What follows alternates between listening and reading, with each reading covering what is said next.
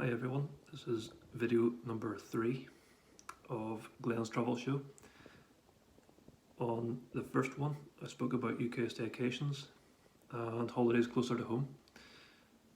Then on Wednesday's video it was all to do with what to pack for different types of holiday and making sure that you have everything you need on your checklist.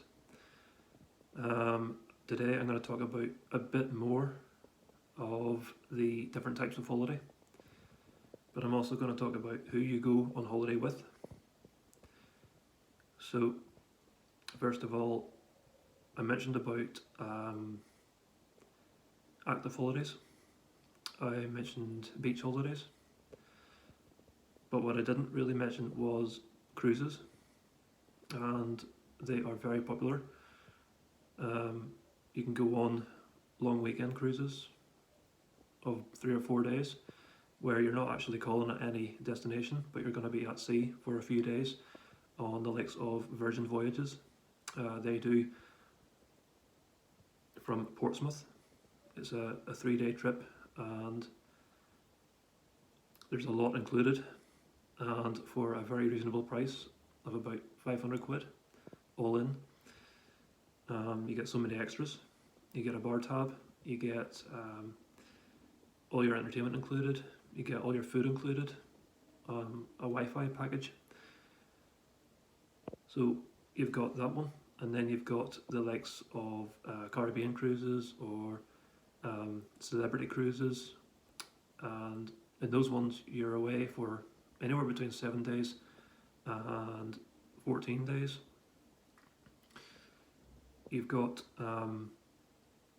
so many destinations in them. Carnival cruises are very good. They go around the Norwegian fjords and even start in the UK and call it UK destinations as well. And the prices for those, they're between 7 days and 12 days. It depends how long you want to go for and what your budget is, but anywhere up to 800 to £1,000. Very good value for money when you're calling it about 6 or 7 different destinations. And cruises are becoming even more popular now for families. It used to be the demographic for those would have been retirees, people in their 60s, 70s, maybe even older. And a lot of people go on cruises 3 or 4 times a year. I know of someone who actually goes, 3 or 4 times a year on a cruise, and she's now retired, but her and her husband do tend to go on cruises a lot. So wouldn't it be nice to do that? Just leave home for a few times a year to go on a cruise, to visit so many places right around the world. Not just going on the same cruises over and over again, but there are so many that you can go on.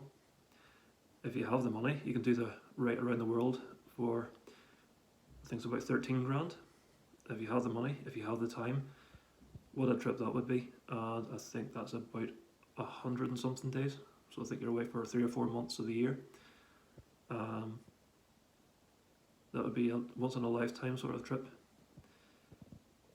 But yeah, whether it's a short cruise, a long cruise, or anything in between, there's a lot of people are tending to book them as opposed to city breaks or beach holidays. It's a bit of an alternative for them, and they're visiting so many different places in one trip. So you've got the retired couples, then you've got families are starting to go on cruises now, especially Disney ones, and they have really special ones that the kids would love. But who do you go on holiday with is the next topic today. There's a lot of groups would go on holiday together, groups of young ones, whether university friends or school friends, for a bit of a reunion. Contiki is a good tour operator. They would do trips focusing on 18 to 35 year olds, and absolutely perfect for the younger group of people. Younger groups would tend to go on different types of holidays, and Contiki can offer that. Then you've got couples who might want to go on a private villa holiday. They can be booked as well. You've got hen do's, stag do's. You have even church groups, maybe going to Egypt or the Far East. You've got solo travellers, like myself. I do like to travel a lot on my own. I like to work on my own itinerary, and there are so many tour operators out there who can offer you different packages. Of course, I like to book mine independently. I like to put all the different elements together myself, and knowing that you put the holiday together yourself is pretty special. It does take some sort of skill to be successful at putting together the right holiday. But I suppose why do that yourself whenever so many tour operators have the packages ready for you and all you have to do is book them? So yeah, there's solo travel, there's couples travel, there's honeymoons, you've got actual weddings. People go far away for weddings. Then you've got retired couples, families, and different groups. And different types of holiday would suit different types of people. And it would be wrong to say that active holidays are just for young people, because there are a lot of older people who are very active, right up to their 70s or even 80s, and they like to go hiking, they like to go mountain climbing. Even though I'm not really that fit myself, to be honest, but I would be the sort of person who goes on a city break or a multi-centre break, where you can go to 2 or 3 different places in one holiday. And ones that are very popular at the minute are the US and Canada. So you would go to New York, Las Vegas, and excuse me, Toronto.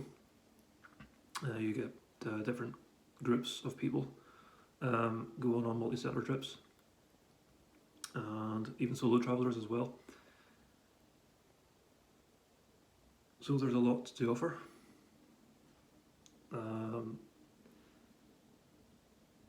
And after lockdown has been lifted, then a lot of us want to go on holidays with our families, with our friends, and even ourselves, just to get away after being locked in our homes for about 18 months or so. But things are starting to get back to normal now.